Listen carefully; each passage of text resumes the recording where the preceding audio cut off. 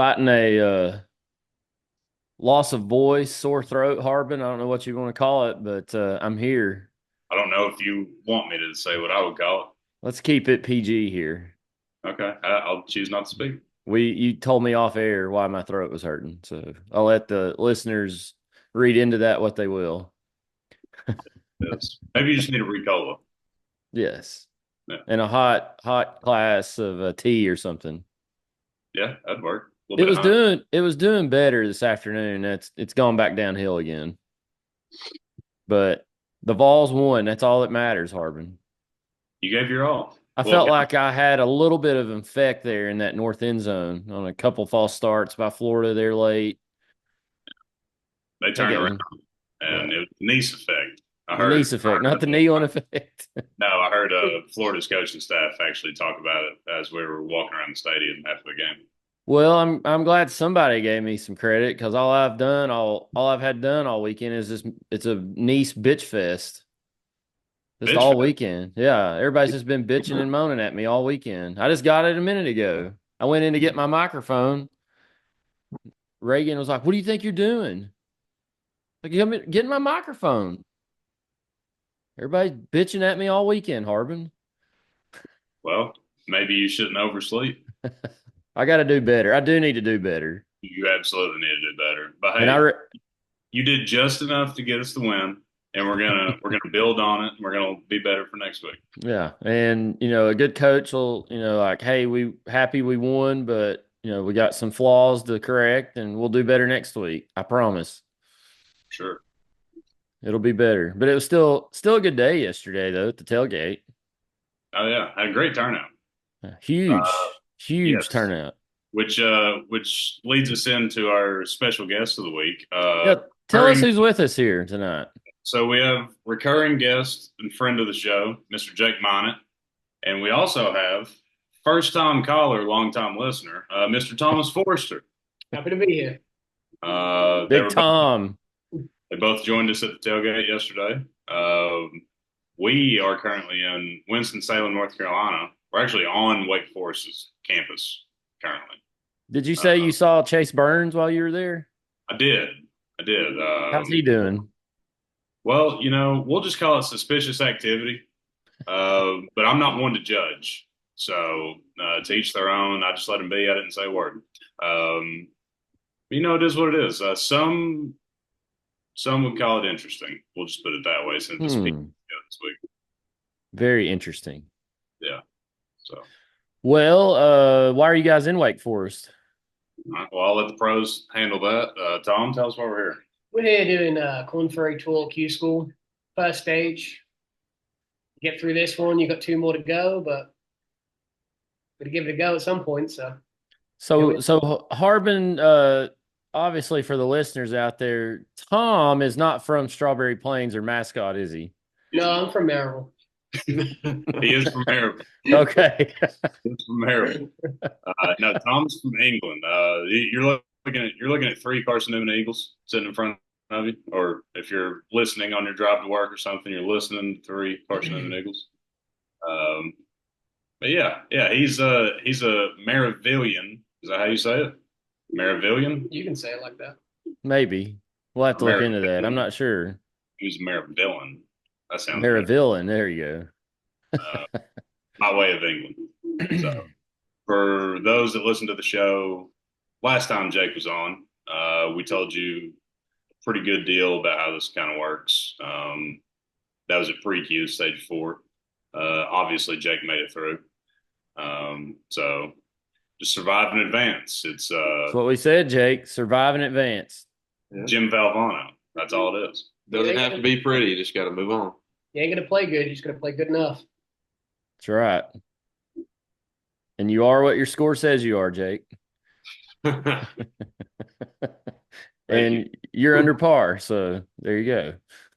So, Well, we'll keep track of you. I think the last time you played, I posted in the YouTube video a link to I don't know if it was live scoring or just scoring, but we'll do that again. We'll post that in there for the listeners to follow along. You tee off Tuesday, is that right?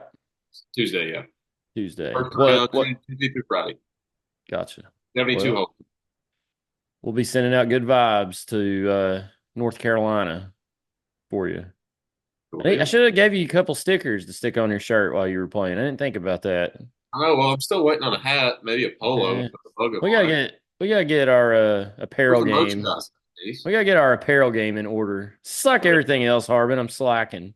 Hey, listen, sometimes you need to operate in the red before you can operate in the green. So maybe True. if we get Jake and potentially Tom if he wants to, a polo or a hat or something, or maybe a patch for the bag, people will see it and wonder what it is, and viewership will go up, and we'll start getting some ad revenue. I will say, I gave some stickers yesterday to some fine folks from Connecticut. Uh, Guy that was there, he was a MAGA extremist from Connecticut. He told me. Oh, So he got a YY8 sticker. He said he was going to listen. I don't remember his name, but MAGA extremist from Connecticut. If you're listening, welcome to the show or watching. Hey, That was Nish, we need his. to get Tom. We need to get Tom to pull some strings for Emmett Half. Get a section of YY Emmett Half sponsorship or partnership going. Oh, well, I went to college with one of the founders, owners of that. So, uh, Todd. So I need to get with Todd on that. Yeah, we There you can set go. that up. Todd and I had a lot of Ready for classes in the hopper at UT together. So might have to send him a message. So, all right. I don't know if you guys are tired. You're a lot younger than me, so you're probably not as tired as I am, but I didn't go to bed last night hardly at all. I was too amped up, Harbin. neither, but we're gonna skip that story. Gotcha. Okay. No, Okay. not a good one. No. Gotcha. I understand. So how we feel after this game last night? Tennessee has to scrape and claw and battle to win 23-17 in overtime. It was not pretty, to say the least. I think that's safe to say. But Tennessee trailed 10-0, found a way to win 23-17, had to go to overtime to do it. A lot to unpack from this game. I'll let you go first, Harbin. What do you think? Being 100% honest with you, the majority of that game was miserable. It just, for at least 35, 40 minutes, it felt like the classic Florida game, which this one was a lot different than most others in the past. We were heavy favorites. Um, but like first drive of the game, we moved it all the way down the field. Offense seems to be clicking. Looks like we're going to go right down the field, and then boom, quarterback just decides to have "I can't believe it's not butter" on his fingers. And after that, I don't know if we crossed the 50 again in the first half. I could be wrong. I don't remember. Offense is just abysmal. O-line play outside of Cooper Mays is I don't want to call it horrendous, but it's really not good. Which I think Cooper Mays is getting a little bit more credit than he deserves just because he's standing out amongst the other four. Play calling's bad. Quarterback play is average. I feel like that's fair to say. The only consistent player on this offensive squad is Dylan Sampson. Thank God we have him. You lose that game if you don't have him, which Deshaun Bishop played well when he had the ball too. I think he's going to be a really good player. I think he's going to be better than a lot of people thought he was going to be. But the defense showed up and showed out again. It's kind of the moral of the story, at least the last 3 weeks. I don't know. I can't be too down in the dumps because we beat Florida, and for anybody that's kept up with Tennessee last 30 years, it's not like we get those in bundles at a time. So I'm happy. We beat Florida. Shouldn't have went to overtime, but it did, and we won. So overall, I'm content. I'll put it that way. But we got a ton of stuff to clean up before the Crimson Tide come into town. I think defensively, Tennessee did everything they needed to do last night to win the game. Yes, they allowed a touchdown there late to make it 17 all, but I mean, you could honestly almost blame the offense for that and special teams too. Not a good punt, not a good coverage. Offense couldn't get a first down to save their life there late, whether it was just poor execution or the play calling, but um, the defense had to bow their neck all night long, and they did. They bent one time and let it go to overtime, but the defense is the reason this team is 5-1 right now. I mean, honestly, you could honestly say they almost won them the Arkansas game last week, but um, the offensive line, especially our tackles, John Campbell and Lance Hurd, are just not good right now. I think those two had 5 holding penalties between them last night. Lance Hurd had back-to-back sacks given up. I don't know if you saw this. I just happened to glance up after I remember that drive in the first half. I think it was the first quarter, and we had kind of driven down. It was probably our second or third possession, and we had back-to-back sacks given up. It was like 1st and 10, 2nd and 17, 3rd and 25, back-to-back sacks, and they were both Lance Hurd. And I looked over, and Josh Heupel is he's just like, what in the world? I mean, and the second sack that was given up, Lance Hurd looked like his feet were glued to the ground. I don't know what's going on with that guy, and He's horrible. I don't know if he's just not good or something's wrong with it. I don't know. I want him. I want him on the first plane out of McGee Tyson.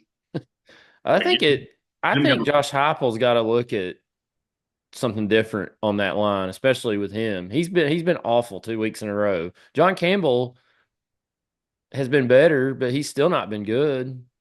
And I mean, that whole line as a unit, they're blocking and run blocking okay, but it was late in the game before Sampson broke off the big run to score to put us up 17-10, I believe. But yeah, they're just not good enough right now, and it's affecting the quarterback play. Nico's not very accurate right now for some reason. His timing is off. I think he's thinking way too much. Game's moving way too fast for him, and they're not helping him at all. His receivers aren't either. So, yeah, you're right. There's a lot on that offensive side of the football they've got to clean up. I don't know if they can keep going like this and keep finding ways to win. It's almost like they're playing with fire a little bit. I mean, they are. But this offense has got to help this defense out. In the past couple of years, we'd say, hey, if we score 30 points, we win. I definitely think if they score 24 right now, they might win. Might be different this week against Bama, but I don't know. But it's hard. I think I tweeted it last night. It is painful to watch right now. It is painful to watch. And they can't, even when they do something good, they can't get out of their own way. There's a penalty, there's a drop pass. They can't get out of their own way right now. And it's painful to watch. Fellas, what y'all think? Tom, let's start with you. Any key takeaways, maybe something we didn't say, or just your overall thought process? I've just never seen so many holdings on offense before in my entire life. In the last 2 games we played, it's every single time there's a flag, you just like, it's on offense, and it's immediate every single time. Every time Nico scrambles, I've noticed that it's immediately coming back. Or at least on Saturday, that's how it was. I just don't know how our team can go from the first 5 games the first 4 games to what we're doing right now. I just don't understand what happened. It really, Tom, started the second half of the Oklahoma game. They did not play like this the first half of the Oklahoma game. I mean, pushing the ball down the field, moving the ball pretty well. Second half of Oklahoma, it's gone all to hell. I mean, what do you think, Jake? No, I agree with R. I mean, I'm happy we beat Florida. I mean, that's always goal number 1. But I'm happy, but I'm not thrilled. I don't know. The play calling, Harp said it best when we were in the stands. It's run, screen, quick 3 and out. Happened multiple times. And then as Tom said, holding penalties. I mean, as soon as the flag's thrown, it's like, all right, we'll go ahead and back them up. I don't know. The play calling is my biggest thing, and I know our offensive line isn't playing good. I mean, Mays and Spraggins are our two leaders right now, and Lance Hurd and John Campbell just aren't playing good. Not giving him enough time to throw the ball. However, he is holding the ball way too long. I don't know. It's a lot of stuff to clean up, and it's really only going to get tougher from here on out. It's Now, crazy. Oh, What sorry. saying in the stands before the game, Jake and I were kind of talking about what we thought would happen. And I was like, it's either going to be an absolute rock fight or we're going to kick their teeth down their throat. Obviously, we got the rock fight. But after that, I said, dude, if you gave me 3-2 Tennessee wins as a final right now, I'll take it. And honestly, that's kind of how it felt. It was just. Well, I mean, yeah, I wanted to be mad last night after the game, but I couldn't because I was thinking back as we were walking back to the car, me and Big Montana, how many times I've seen Tennessee win against Florida in person. 04, first time I ever saw Tennessee beat Florida in person. 04, and then I go all the way to 2016, and then all the way to 2022, and then this year. So 4 times. And all the times I've seen Tennessee play Florida, we've won. And so they don't come very often here. So you got to enjoy it. But it's one of those things that's kind of tempered a little bit. I mean, we were all excited last night. I mean, everybody was. But there was this girl when we were walking out with her either boyfriend or husband. She was like, I just can't believe we keep paying money for this. Like, enough is enough. And I was like, we just beat Florida. What are you talking about? What is wrong with you? Now, for Josh Heupel, I will say, I mean, we all have our criticisms, but you get evaluated as the head coach of Tennessee on 3 games every year. And it's Florida, Alabama, and Georgia. Those are 3 games you get evaluated on. And for that reason, Heupel needs to send Billy Napier a Christmas card this year because that dude, that was one of the poorest coached ball games on Florida's side that I've seen, especially out of Florida, in so long. I mean, it was kind of pathetic to see, because like in a weird way, it didn't felt like we won it. It felt like they lost it. Little, yeah. Especially when they were up 10-0. Like when they threw it to the tight end to go up 10-0, I was like, oh boy, here we go. Yep. And I think that's a testament to this team, whether if they're in a groove offensively or not right now. Like they had the grit enough to come back from double digits down in a rivalry game. Like your sack's on the line. Like I'm not getting mine cut off. You are, type deal. Like. So I'll give them that. God. Sorry, we just went. Oh, you're good. I have a listener comment, Harbin. Okay, who's it from? Who do you think it's from? Or is it anonymous? Who's the only one that ever sends us comments? Blake Tally, 1,000. Yes, correct. 1,000 points. Blake Tally sent this to me, and he said this was going to comment, but you won't read it. I don't know why he said that, but he says Golish was the offensive mastermind, or Hooker was 10 times better than we expected, or Nico in same boat Joe was in last year, trust-wise. Do you understand what I just said? Because I'm reading it word for word, how he texted it, but do you think Golish is the mastermind behind Heupel? Was Hooker 10 times better than we thought, or is Nico in the same boat as Joe? Well, I think the root of the issue personally is that 2022 offensive line was so much better than we gave it credit for. We had a top 10 pick on it. You had run game. Yeah, that's my point. I don't know. I think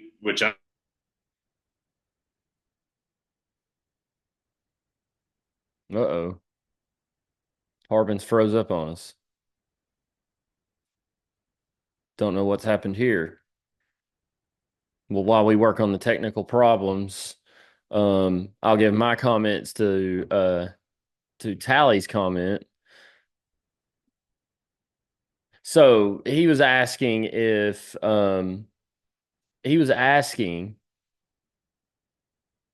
if Joe Milton if Nico is in the same boat as Joe was last year, trust wise. I said this all year last year, and you kind of backed me up a little bit. I don't know what's happening here. This is wild, and he's gone. We'll get Harbin back here in a minute. All right. So I think Josh Heupel doesn't trust Nico Iamaleava right now. You saw at one point last night in the game, I think it was right before the half, and we were in 2-minute mode. He kind of let him go. And what did he do? He threw the ball into triple coverage. And it's mistakes like that. And if you go back and watch the tape, I can't remember which receiver it was wide open. So he's just not seeing the field really well right now. And I think Josh Heupel's not going to put him into, a predicament, especially backed up at his own goal line, which is probably why you saw Tennessee last night get ultra conservative with their back when they were backed up against the goal line. So I think that's where you see that going on right now with Nico is he doesn't have a great offensive line. They don't really trust him to make a big play right now. So they've got the reins on him and they're not letting him go. I think Golish had a little bit to do with Josh Heupel's success, but I mean, Josh Heupel has always been a good offensive coordinator. Alex Golish hadn't been with him the entire time. So I don't think that's all of it. I think it is a lot to do with it when you lose somebody as talented as Golish. So I think it has had an effect. I'm not sure what to think about Joey Halsey right now. You've seen the last 2 years, last year our offense was way better than this offense. And that was with Joe Milton, who supposedly couldn't run the offense, according to some. But Harbin is back with Tom and Jake. Technical difficulties. Harbin, I don't know where you were. I'll let you start over with that question again. I was just going to say, this is what we get when we let Jake Minot book an Airbnb. They got that Biden internet. Unbelievable. Yeah, it's unreal. I heard no complaints when I booked it. It's not Biden internet. I should have known when the Wi-Fi were built like that. Good Lord, here we go again. Yeah. But personal opinion, John was the offensive coordinator. Now I do think Alex Golish was his right-hand man. They've been together, or they were together for many, many years. So obviously that's not going to help. But 2 years ago, the offensive line was legitimately one of the best in the country. Like you said, had a top 10 pick on it. I think the receiving core was better. There's just a lot of variables. Hendon Hooker was great. I don't know if he was that much better than what we think he is or think Nico is or what we thought Joe was. I'm not 100% sure on that. I just think there's a lot of variables at play. Like Hendon Hooker was also like 28 years old, so Heupel probably trusted him a lot more than Nico, which that doesn't explain Joe, but I don't know, man. I said this to Jake last night. It just feels like we have the yips. Like it feels like we have one or two big plays that can turn. I think it's a confidence. I think it's from the coaching staff and the players. Yeah, I agree. I feel like Nico's either feeling footsteps or hearing footsteps in his head right now. He just doesn't look comfortable in the pocket. Because he's missing throws. There was a throw down at the south end of the stadium last night to Squirrel White that would have converted a third down when we ended up going up or tying the game 10-all. That would have extended that drive. And he missed him by 3 or 4 yards over his head. It wasn't even close. I feel like they're close, Harbin. but they just got to execute better. They can't have penalties getting behind the chains. They got to stop holding, and he's got to make he's got to make the throws that are available to him, and hit a big play every now and then. They've not hit that in a while, and I think the play calling they need to help him out and give him some, which I think they're trying to, but give him some easier throws. But I don't feel like it's that far off. Am I wrong in saying that? I think so. Because that deep ball in the first missed by literally 2 inches. Um, if you connect on that throw, that could change the whole trajectory of the game, especially on the offensive side of the ball. But in turn, you miss it, and offense was completely stagnant for the better part of 3 quarters. And what happened. But I don't know. I do think they're close. Jake, you got any thoughts? Yeah, I mean, I don't know. The big thing, I guess, from 2022 to now, I feel like Heupel, the way he coached the game back in 2022, it's almost like he had nothing to lose, and now he has everything to lose. So maybe that hinders the play calling a little bit. It's like I don't want to screw this up, but back then it was like we can just shoot for the stars and not have to worry about it because nobody really expects us to be here. But now since you're here, it's like, all right, well, we gotta do this thing. But I don't know. I think we can turn it around. Hope we do, but it's They just can. not the right time. They can, yeah. It's just not the right time of the season to be saying that we hope we can turn things around. But we are 5-1, so I take that with a grain of salt. So. That's what I told somebody today. I was like, started going through all of our problems. I was like, but dang it, we're 5-1 with a legitimate fighter's chance to be 6-1 after next Saturday. I mean, Alabama, and we'll get to picks later, but Alabama's only a 2.5 point favorite. That's nothing. Yeah. We're 6 games into the year and we still control our own destiny. So it is what it is. Exactly. And especially if Georgia beats Texas this weekend, we really control our own destiny. It's on then. Yeah. It's on. Yeah. Well, we beat Florida, and we haven't done that much lately. We've won 2 out of 3 against the Gators. So there you go. Yeah. Boys, I don't know. Your internet has straightened up, but it was still a little iffy there for the last 5 minutes. So I don't know how much we got of your. You sounded like a transformer there at one point, Harbin. Well, I converted from the Wi-Fi to a hotspot, and we just don't have the best cell signal either. So it's better. It is better. It is better. All right. So Tennessee beat Florida, 3rd Saturday in October this weekend. Can Tennessee pull it off back-to-back weeks against our 2 biggest rivals? Tom, what do you think, Tom? I don't think we can. I don't think we've got any momentum right now. It's after we went 4-0, it felt like everything just went so defensive with our play calling. And like, unless we can change that around, I just don't know how we beat Alabama. You're right, Jake. Sorry, I didn't chime in on Jake's comment. Jake's right. Heupel is coaching different this year on the offensive side of the football.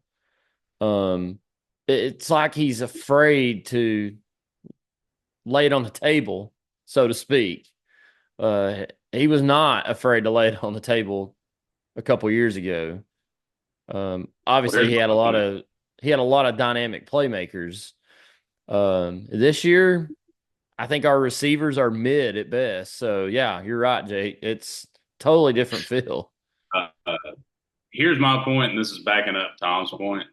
If you don't, as to say, lay it on the table this weekend, when are you going to? I mean, really, if you're there's been a lot of people potentially say that we repeat what you just said because you froze up. What I was saying was, if you don't, backing up Tom's point, if you don't, so to say, lay it on the table this week, when are you ever going to? a good point. What does I mean, Tennessee? What this does is Tennessee? What does Tennessee have to do to beat Alabama this weekend? finish with more points than they did. Touche. Yeah. I'll let one of y'all go first. I was gonna say on the side of the ball, whenever we're throwing, I guess, well, down the field, I always get so nervous when we throw the passes over the middle of the field. I think Nico's a much better quarterback whenever he has a boundary to his left or right and he's throwing to the sidelines. I would much rather see a ball go towards the sidelines to a receiver than over the middle right now because I just don't know. Obviously, he's a great quarterback, but the reading of the defenses right now, unless the defensive schemes have changed or they see something in our film that's throwing us off, I hate seeing a ball go over the middle. And we saw it last night where he threw an interception, and it was kind of right to him. So Yeah. It was right in triple coverage. It was bad. That was as bad as it gets, that pick. That was a JG pick. Staring down a receiver. JG would have waved at him and said, "Hey, I'm throwing it to you."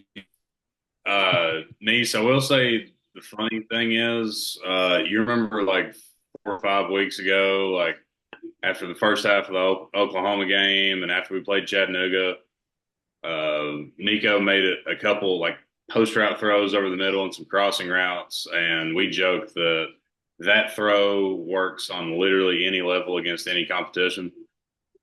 Well, I think we may have been wrong.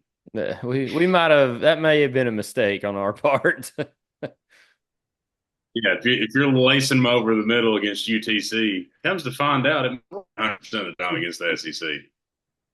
It must be different Maybe because not. remember that throw he made against UTC where there was like 3 linebackers back in coverage just waiting on him and he dropped it right over him. And I'm sitting there in the stands like, wow, That's the what a throw. And that's long gone. That is long gone.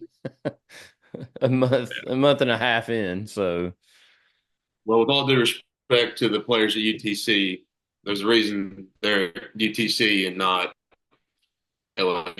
correct. So, that is a fact.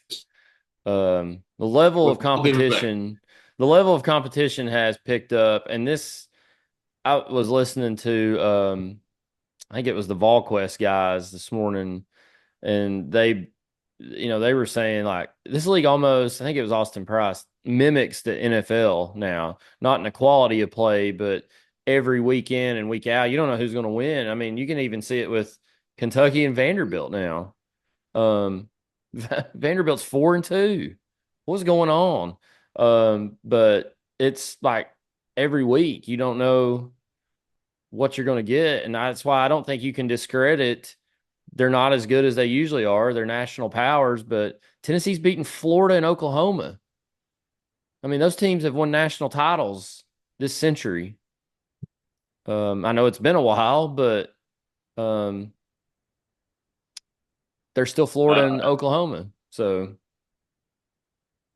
to answer your original question, what do we have to do to beat Alabama? I think first and foremost, you got to protect your quarterback, and you absolutely have to get the run game going. So yes. Offensive line play, somehow, some way, has to be better, especially on the outsides.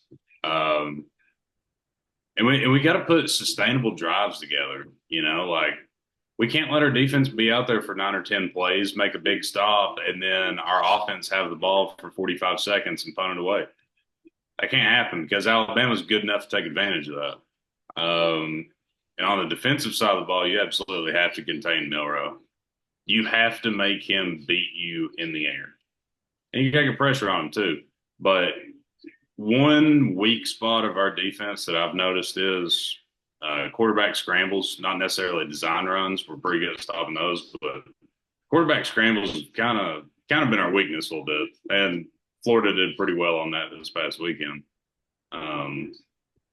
You got to make Milroe play quarterback. And I think our defense is good enough to where we can contain their offense if we do that. But if he gets out in space, I mean, he's as good as anybody in the country. So we'll see. I will say what. And our quarterback's got to make a throw or two. And Yeah. it's just point blank, and the receivers got to go. I will say, for as bad as the offense played last night, that atmosphere was once again elite in Neyland Stadium. Um, and I can't imagine not being, I've got the ability to go, and that's what I like to do. But having the ability to go, having tickets, and not going or staying at home, and I'll just watch it on TV. You're missing out on just an electric atmosphere. It's insane how loud that place gets at different points. It got a little quiet there at one point because we didn't have much to cheer about on the offensive end, but the crowd never gave in. They just kept coming, especially after we got it back down to 10-7. So we gotta have that same energy next week, and I know we will. Jake, you're pointing at me. What do you got? Hey, I want to give a shout out to whoever the kid was that was dancing on the Jumbotron. I think he's the sole reason we won that game because when we thought it was dead, he made us all laugh. It's like, all right, it's going to be all right. And I want to give a shout out to him. Don't know if he listens to him, don't know his name, but he did a very good job of keeping all So the game. he has been revealed. He has been on every local news station today. He deserves it, man. He is on the news right now. Let me see what his name is. Young fella. Yeah, he's been on Channel 8, 10, and 6, I believe. I'm trying to find his name. It's like Kaysen something. But he did the highlight package on Channel 8, and people are taking the anchors, and all the people that work in the studios are taking pictures with him. He's like an overnight celebrity just from dancing at a football game. It's kind of like the Hawk Tuah girl, Harbin. No. Okay, I'm not even touching that. Is that too far? Was that too far? Yeah, we're talking about a 9-year-old boy versus that. Yeah, That is true.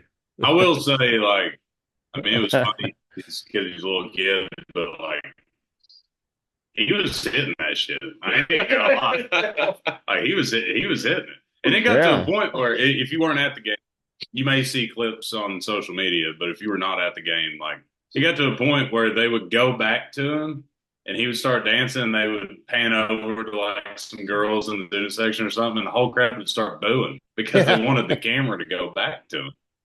It was amazing. It was one of those things that it really did get the crowd back into it. I will say that. The crowd never lost it, but there was points where we were on the verge of losing it, and then that kid just brought the energy back. So shout out to that young man. There were a couple points where he was like, I got to do this again. Yeah, he looked like, come on. He looked like he was running out of steam there at one point. He gave his all for Tennessee. Hey, go ahead. I just want to say he is not the hero that this city deserves, but he's the hero the city needs. You either die a hero or you live long enough to see yourself become the villain, right, Harbin? Yeah. He might need to take his 15 seconds and go on. Yeah. So before we move on to our pick segment, we had a new fourth quarter song, Harbin. What'd you think about it? It was not Garth Brooks. So I was over the moon, elated. And for obvious reasons, with Garth Brooks' name in recent news, the university made a business decision by distancing themselves from him. But before we found out that he was a creepo, he's already a serial killer. We need to know where the bodies are. I hated that. I hated him anyway. I wanted to be so far away from that song. It's not even funny. And Morgan Wallen's fine, but literally anything could have been a tenfold improvement from what it was. So I'm very happy. I like the choice. They picked Morgan the way I talk. It's got references to where he's from, East Tennessee, obviously where UT is, and he shouts out the Vols in the song. So kudos to UT for finally listening to the fans. We've been asking for 2 or 3 years for this. We've been over Friends in Low Places for a while. Anymore. No. We're not in low places anymore. No, absolutely not.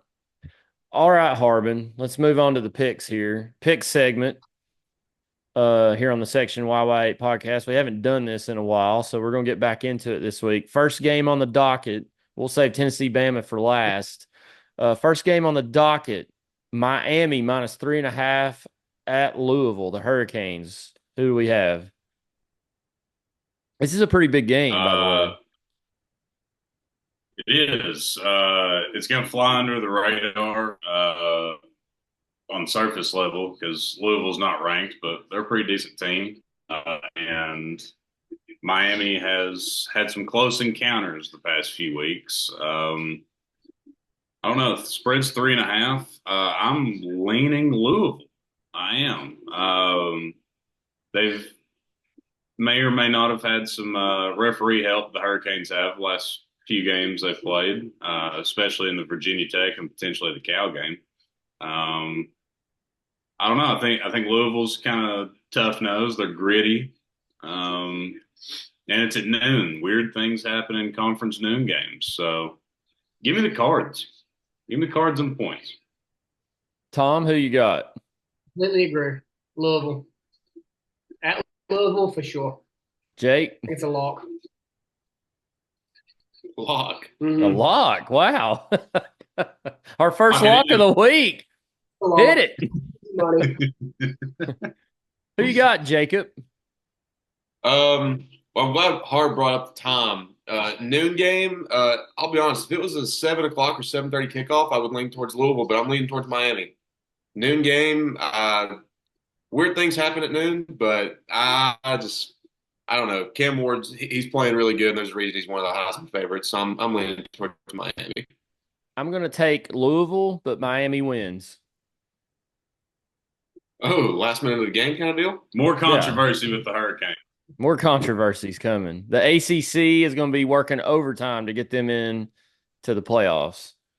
Yeah, I agree with that. Next game, the Kentucky Wildcats at the Florida Gators. Florida -2.5.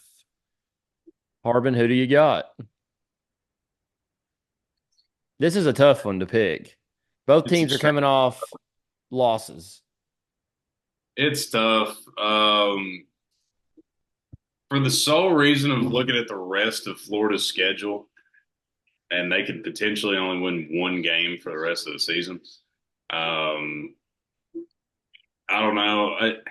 I don't even know if Napier's coaching for his job anymore. He might already be done, and they just haven't announced it. But if they have any life in them whatsoever, I think they win this ball game. So I'm going to take Florida. Florida has been trending upward. They played us really well. They beat UCF. I'm going to take Florida. Tom, who you got? I'm taking the Cats. They're the most inconsistent team this year, from what I've watched anyway. And I think they're just going to fire on Florida. So I'm taking the Cats. Gotcha. All right. Jake? Well, personally, I hope our Lord and Savior Jesus Christ comes back before then, so none of us have to watch that game. Amen. But actually, that would be before Tennessee, Alabama. So can he wait till after? Just don't turn your TV on. Uh-oh. But I think what would help Tennessee is, I don't know. I'm trying to pick these games based on what would help the Vols, and I'm going to go Florida. I mean, we've played them already. Hopefully they kind of get on a little bit of run, even though I don't want to see them get on a run. But whatever helps the Vols, I'm going to take Florida on this one. I'm taking the Gators because it's at home. I don't trust Kentucky at all. I don't know. They're not very good. So yeah, give me the Gators. There you go. Great insight from Nice here. Next game, Michigan -1 at Illinois. Big game. Illinois, I believe, still undefeated, aren't they? No, they got beat by Penn State, I believe. Oh, that's right. They did. True. Fake news from Nice. Yeah, you're doing great. Yeah, it's been a rough weekend, Harbin. It's a carryover. Except for the win last night, it's been a rough weekend. Yeah. This game's weird. because I don't think Michigan should be favored in this game, especially with it being at Illinois. We've seen Michigan on the road already this season in the so-called rematch of the national championship game, which was just the logos that were a rematch. They just got outplayed flat out. You're not going to have that home field advantage that you'd have at Big House. I'm taking the Fighting Illini. Straight up. I mean, it's hard to cover a 1-point spread and win and lose. So yeah, give me the Illini to win this game. All right, Tom, who do you have? I'm taking them as well. I've watched Michigan I've only watched 2 games that they've played, but they just haven't looked worth a shit, really. So I'm going to go with Illinois. That's very accurate analysis of Michigan's play this year. Jake, who you got? I'm going to take Michigan. I still think the talent level of Michigan's better than Illinois. And Tom, quick question: did you know the nickname for Illinois before he said it? Nope. Okay. What do you think the Fighting Illini is, Tom? I couldn't even hazard a guess what the Fighting Illini is at all. Illini kind of sounds like Illinois, so I'm going to go with that. But I have no idea. What is it? The Fighting Illini. The Fighting Illini? Yeah. They're Indian. They're Indians. It's a tribe in that area, I think, is what it is. They have too many. They used to have their logo used to be an Indian with this headdress. Of course, being in the times we live in, they had to get rid of that, and they went to a block eye as their logo. Very creative. I've got Michigan. There's 60% chance to win on the FPI, and it's a pick'em game basically. So I'm gonna take the Wolverines, even though it's on the road. I don't trust them to cover or win, but I'm picking by the numbers here. So, all right, let's see what else. I'm missing a game here. Oh, I got 2 more. Oh, I'm sorry. We got 3 more games. Nebraska at Indiana, -6. The Hoosiers. We'll have to ask Tom what a Hoosier is here in a second, but go ahead, Harbin. Who's your daddy? Anyway, What? I really like Nebraska as a whole, but his name's escaping me. You're gonna have to help me on this. Indiana's head coach that came from JMU. Yeah, I don't know. That dude's a ball coach. He's in his first season in Indiana. He's got them 6-0, and they're not playing basketball. And somebody, I forgot what the exact question was, but I think it was talking about Illinois' best start to a season and God knows how long. And he was like, look, I win. That's what I do. And if you don't believe me or you don't know it, Google me. And for that one sentence alone, give me the Hoosiers. According to their first season to become bowl eligible. Oh, wow. They are, because they're 6-0. Kurt Cignetti is their coach. And Nebraska's O-line is garbage. And the one time I've bet on them this season, they lost to Illinois. So I'm not making the same mistake twice. Give me the Hoosiers. Tom, do you have the Hoosiers? I have seen absolutely nothing, but I like the name Hoosiers. So I think with that strong intel that I have, I think I'm going to go with them. Do you know Nebraska's name? It's Nebraska. Well, the Huskers. Oh, the Huskers. The corn Huskers. They're farmers. I don't see the George Ezra song. So I looked up we'll get to Jake and say I looked up Hoosiers, Tom, for you. Hoosiers is derived from an Indian word for corn called Hoosa. Indiana flat boatmen taking corn or maize to New Orleans came to be known as Hoosa men or Hoosiers. The more you know. I did not be lying. So it's the Corn Bowl. The Battle of the Corn Kings. I just thought they were filming the Corno. Jake, I thought they were just the Hoosiers because of the tire company.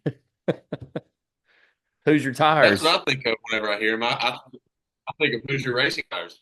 Yeah, that's But well. Remember they however, had that being said, the old uh, dome, the RCA dome before it was the RCA dome was the Hoosier dome. So, Jake, who do you got, Nebraska or Indiana? I'm taking Nebraska. People forget Nebraska is hey, Nebraska is an overtime loss away from being 6-0, and that's against Illinois. I had to look up their schedule. I think they've played better teams than Indiana right now. They played Colorado, Illinois, Purdue, and Rutgers. I think the competition level they've played so far is better than Indiana, and they're very close to being undefeated. But I'm taking the Cornhuskers. So, yeah, I didn't realize Nebraska was 5-1. That's interesting. I don't know how I missed that. I'm going to take Indiana in this. Give me Indiana. A traditional basketball school, undefeated, number 16 in the country, looking to go 7-0 at home. Give me Indiana. Let's see here. Next game on the docket is big game besides our game. Texas versus Georgia. This game is at Texas, Darrell K. Royal Stadium. Texas, the Longhorns. Do you know what that is, Tom? You know what a Longhorn is? Not one of them bulls. It's one of them bulls. Correct. Yes, we got a bull. It's the battle of a bull versus a bulldog. Texas Last minus time these three. teams met, had to kill Uga. Yes, It did. You know, tried to kill Uga. yeah. He tried to stab him with his horn. Who do you got, Harvey? Texas, Texas or Georgia minus Texas minus 3.5. Who do you got? So far this season, Texas has looked dominant. They've been the clear-cut best team in the SEC so far. They've even done half of it with their backup quarterback, who's also very good. But they've also not really played a ton of people. On paper, their toughest game's been at Michigan. And the jury's still out on them. You get a different Michigan team every week. And Georgia hasn't looked like the Georgia of the last few years. This past week, they only beat Mississippi State, who is probably the worst team in the SEC, by 10. They won a nail biter against Kentucky. They obviously lost a very good game to Alabama, which they were getting their brains beat in at the beginning of that. With all that being said, it seems obvious to take Texas. And for that reason, I am taking Georgia. I think something clicks or Texas get exposed from not playing anybody so far. Everybody kind of overreacted to them. We've said it since August. This is starting to feel like the 2007 season. I think win. I think they just go. I think they take them down. So give me the Bulldogs and the points, and give them. All right, Tom. Who do you have? Texas. Oh. This year, just coming back to that game against Michigan. Michigan won.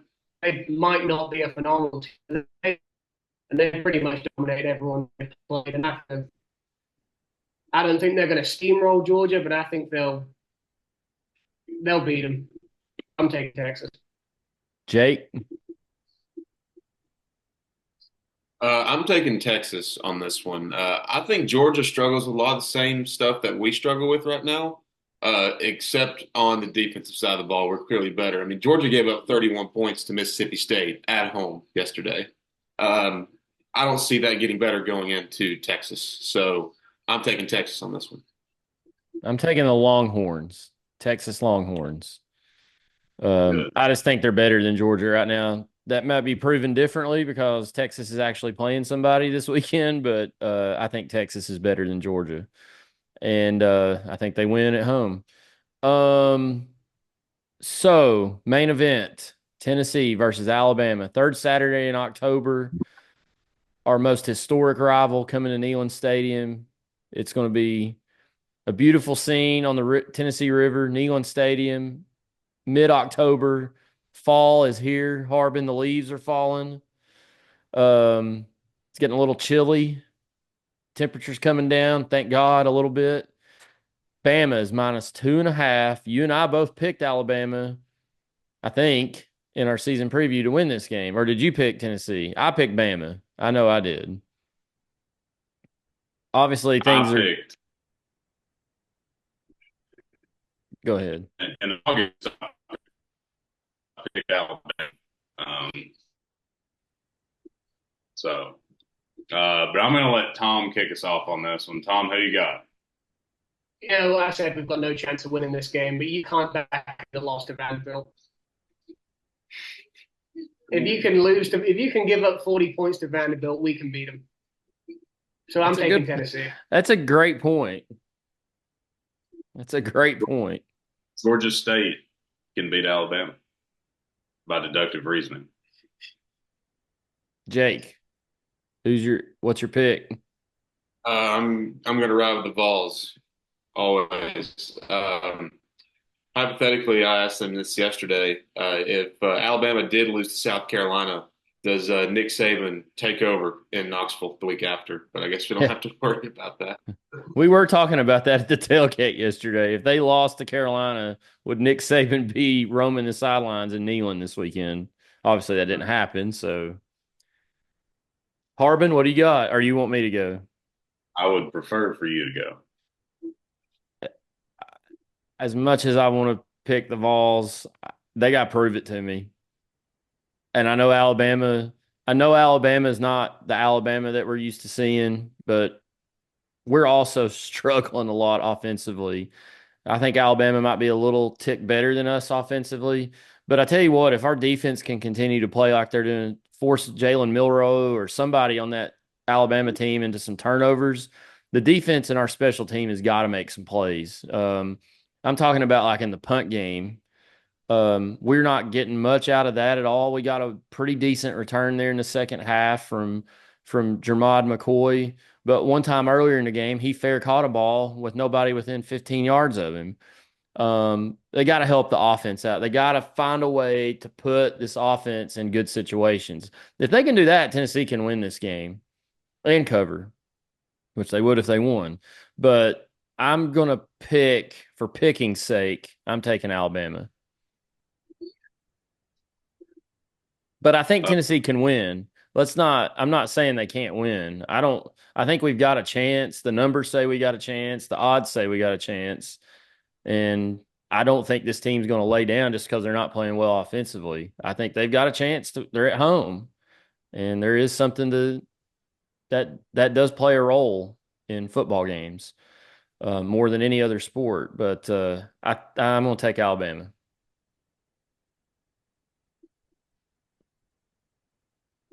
Harbin, you're up. Well, the way that we've played the last 3 to 4 weeks has not really been very impressive for the losers out there that care about the AP poll. That obviously agree with that statement. We win and drop by 3 spots. Alabama barely survived South Carolina at home, and they get to stay exactly where they were. Alabama obviously has the best win of the season so far in the SEC wise, beating Georgia. But the last couple of weeks, they haven't looked good either. You lose to Vandy. You narrowly escape Shane Beamer at home. But obviously with us, we lay an egg at Arkansas. We get extremely conservative in the second half of the Oklahoma game. We fight tooth and nail to come back and beat Florida. I don't think this game feels the same as it did 3 weeks ago when we kind of talked about it. And they have one of the most electric players in the country, especially on his feet with Jalen Milroe and Ryan Williams, who is 17, if you haven't heard that yet. He is. I didn't know that. Yeah, he's 17. ESPN don't really mention that much, but he is 17 years old. That's unbelievable. I don't know. I think Bama's got a little bit more firepower. And also 2 years ago on this exact date, we recorded our episode after the LSU game, which was directly before the Alabama game. Can you refresh your memory on who you chose in the Tennessee-Alabama game that year? I think I chose Alabama. And can you refresh my memory on who I chose? I think you chose Tennessee. Well, history tends to repeat itself. I'm taking the Vols, and we're going to have a home streak started against the Alabama Crimson Tide. I like We're not listening to a coach that gets booed into wearing a collared shirt at his press conference because the fans were upset that he wore a dang T-shirt. We don't lose to guys like that. Hey, and let me tell you something. As bad as we've looked over the last month, I don't care how it looks. We could win 1-0 somehow if that's possible. If you win against Florida and Alabama in back-to-back weeks, I promise to God you've got everybody back on your side. Oh yeah. Because what we said, you get evaluated on 3 games in this program. And if you get it done on Saturday, you've got a winning record for those 3 games, no matter what happens in Athens. I think our defense is going to be able to cause some havoc. The biggest key to this game is containing Milroe on broken plays when he decides to scramble. I said it 20 or 30 minutes ago. If you make him play quarterback, you will win this game. You will. Because our front 7 is elite. I think our secondary is good enough. If you can just make him play quarterback, you're going to win this game. And I think we do. The number one best thing Josh Heupel has done while he's been at the University of Tennessee is we've been extremely good, if not dominant, at home. Now there's road shortcomings. Another day, we don't have a road game for what feels like 6 months. We're very good at home, and I think we're going to prove that to everybody this week. And we're also going to get a little bit of the respect back that we've lost the last couple of weeks. These boys are fired up. Heupel's fired up. We're going to get it done. And it's time to get our head out of our ass and act like we got a good football team in Knoxville, because we do. I agree. You almost make me want to change my pick, Harbin, after that speech. No, you stay on that side. I'm going to stay over here. I'll stay over here. Hey, I got these 2 Eagles next to me, and we're riding with the Vols. So this episode's gone really long, so I'm going to start wrapping this thing up. But I got a question. Harbin, you can probably answer it, but Tom can answer it too. He's from Europe. Can the European mind comprehend, like Tennessee? Like, we see that all the time. The European mind cannot comprehend. We've got a European here. I want to know, can you comprehend what you see at Neyland Stadium, outside of the stadium and inside, every Saturday when you're there? We were sitting there, Ariel's tailgate. It was me and Elliot. He's another English kid. And we were like, you can't even describe to people from England what tailgating is like. We don't understand why we don't have it. It's the best thing that was ever invented in the world. The atmosphere in a stadium, we've got something like that, but there's so many people there, and like the fact that they stay for the whole game, no matter what's happening, it's so electric. We've got something like it, but not like Neyland's special. So do they not tailgate for football matches in England or Europe of any kind? Y'all don't tailgate? You go to a bar. I gotcha. Okay. You go to a bar. It's not as messy and fun. It's Yeah. more just sad drinking at that point. I'm not a soccer fan at all. For whatever reason, I don't like it, but I do respect the atmosphere that you see during those games, and how passionate those people are. It's a lot like football here in the southeastern United States. Like when I go to Chicago to visit my family up there, the people in Chicago don't understand. I mean, they just watch it. They just watch college football, but it's not like it is here in Knoxville or Tuscaloosa or Athens, Georgia, or wherever it may be. It's just it's a different beast. And it'll be on another level again Saturday. I know both teams have a loss on their record, but it'll be lit, Harbin. Lady like a titty, as some of the kids say. And I'm going to be on my game this week. I've already been in contact, and we're working on a list to get everything situated. So I will be better this week. It's a guarantee. Will you? So over or under 3.5 paper plates that you will bring to the tailgate? Over. Over. Okay. I will bring over And 3.5 paper about plates. you, not Chad Girl. She bailed you out on multiple things this weekend. Shout out to her. She forgot the bowls. Oh no. She only brought the 17 other things that you failed to bring. That is true. So before we go here, I'm not going to do a hater and loser. I'm too tired, Harbin. Unless you've got one you want to do. I don't really honestly have one. I do have some shout outs. Chassis is one for getting everything together for the tailgate. YY8 refugee, he was in attendance and he survived Hurricane Milton in Florida this week. The Democrats tried to keep him away and they couldn't do it. He survived and he's here. Jonathan Hart, another shout out. He was helping on the grill yesterday.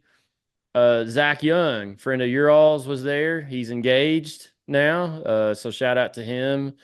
And is it Alicia? Am I wrong?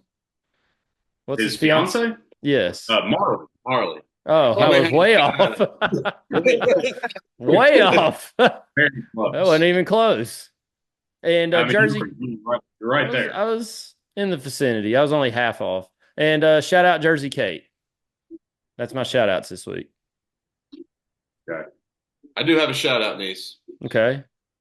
Shout out to the Carson Newman University football team. They are 6-0. Oh, wow. Getting back to the winning ways.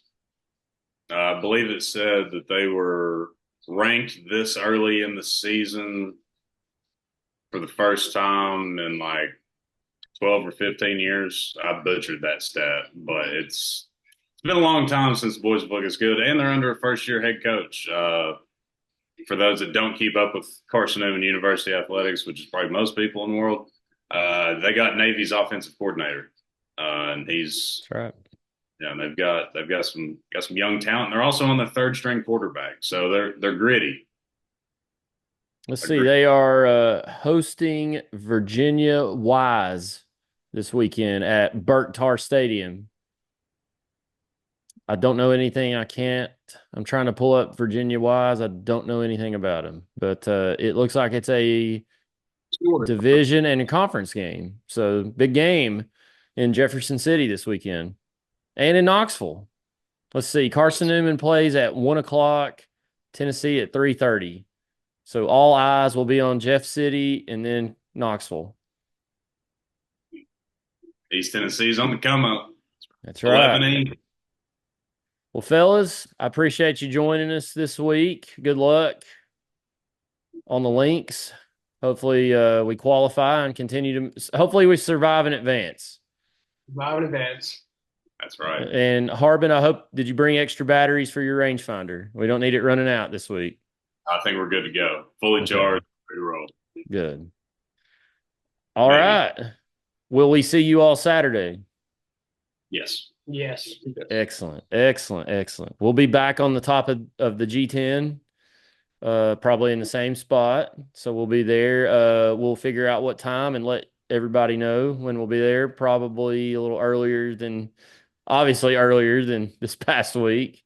So we'll get all that sorted out. But appreciate everybody that came by this past Saturday. Huge crowd on hand.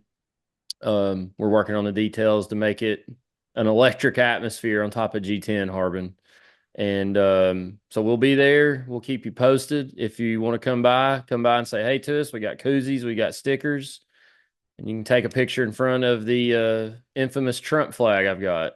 It's a big hit with people. And it's actually kind of a pinpoint. Like people are like, where are you? Like, oh, I'm over here next to this Trump flag. And so that's how people are like figuring out where they are on the garage. So I'm just helping people out, Harbin. Helping people help people. That's what we do. Yes. All right. Well, fellas, go get you a glass of chocolate milk, get to bed, get rested up. Jake, appreciate you joining us. Tom, pleasure having you on here. We learned a lot this week from you. Pleasure being here. Yeah, we'll have you back on at some point. I don't know what I do. It's a tire. It's a tire. Let's just say it's a tire. It's a racing tire. All right. Appreciate everybody listening. For Harb, Tom, and Jake, I'm Negative Niece.